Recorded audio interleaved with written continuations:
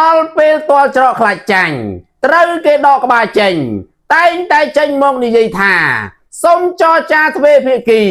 ជាមួយនឹងកម្ពុជារបស់យើងរដ្ឋមន្ត្រីការបរទេសរបស់ថៃលោកសីហសាបានចេញមកថ្លែងថា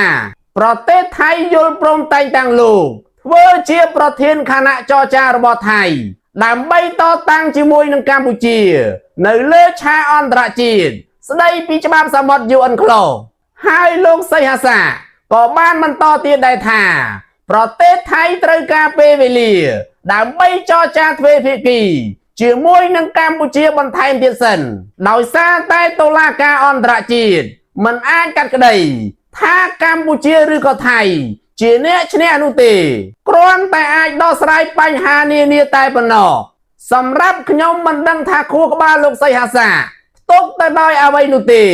ឲ្យតែរឿងច្បាប់សមុទ្រ UNCLOS គឺសូមចរចាទ្វេភាគីជាមួយនឹងកម្ពុជាយើងរហូតប៉ុន្តែរឿងចរចាខណ្ឌសីមាវាស់វែងព្រំដែនគោកលោកសីហសា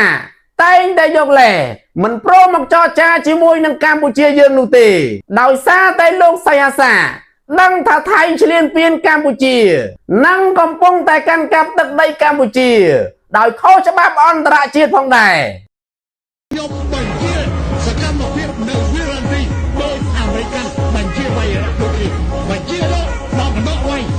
ពេលមកខ្ញុំឲ្យកម្ពុជាវាយមក430នាទី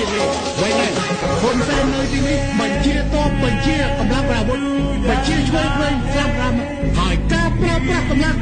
ចាប់បង្ខំឲ្យយើងធ្វើខ្ញុំបញ្ជាសកម្មភាពនៅវិរន្ទីដោយអាមេរិកបញ្ជាវាយដូចនេះបញ្ជាលោកមកកណ្ដោវាយពេលមកខ្ញុំឲ្យកម្ពុជាវាយមក430នាទីវាយដែរហ៊ុនសែននៅទីនេះបញ្ជាតបបញ្ជាកម្លាំងអាវុធបញ្ជាជួយវិញចាំរំហើយការប្រើប្រាស់កម្លាំងចាប់បង្ខំឲ្យយើងធ្វើ